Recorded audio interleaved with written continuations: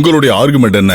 Your honour, குற்றம் சாட்டப்பட்ட ஈஸ்வரி தான் ஒரு போலீஸ் அதிகாரிங்கிறத நிரூபிக்கிற மாதிரி நீதிமன்றத்துக்கு முன்னாடி அருமையான ஒரு நாடகத்தை அரங்கேற்றம் பண்ணாங்க. அவங்க மேல போடப்பட்டிருக்க லஞ்சம் மற்றும் அதிகார துஷ்பிரயோக வழக்க உடைக்கிறதுக்காக எவ்வளவு புத்திசாலித்தனமா வேலை பார்த்திருக்காங்க. நான் அவங்க எதிர்த்தரப்பு வக்கீலா இருந்தாலும் அவங்களோட புத்திசாலித்தனத்தை என்னால பாராட்டாம இருக்க முடியல.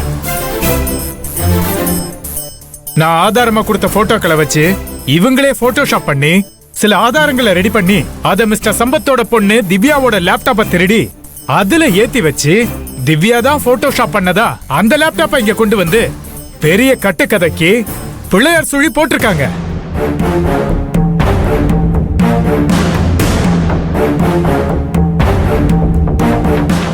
அது மட்டும் இல்ல யுவர் ஆனர், மகாலிங்கத்தோட தனிப்பட்ட வாழ்க்கையில இருக்கிற ஒரு பிரச்சனைய கோர்ட்ல எல்லாருக்கும் முன்னாடி வச்சு அவரை மிரட்டி குழப்பி விட்டு அவரை பிறர் சாட்சியா மாத்திட்டாங்க. Come to the point. Yes your honour. Eswari சொன்ன எல்லாத்தையும் ஒரு வாதத்துக்காக உண்மையே வச்சுக்கலாம். ஆனா மகாலிங்க கொடுத்த லஞ்ச பணத்தை ஈஸ்வரி வீட்ல இருந்து விஜிலன்ஸ் ஆபீசர்ஸ் எடுத்திருக்காங்க. அந்த பணம் எங்க போச்சு? அந்த பணத்துக்கு எந்த வருமான வரி கணக்கும் காட்டல. அப்படின்னா அது லஞ்ச பணம் தானே?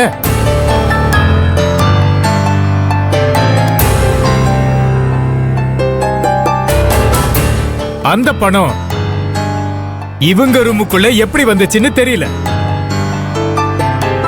வழக்கமான பதில சொல்லி சமாளிச்சாங்களே தவிர சரியான காரணத்தை சொல்லல.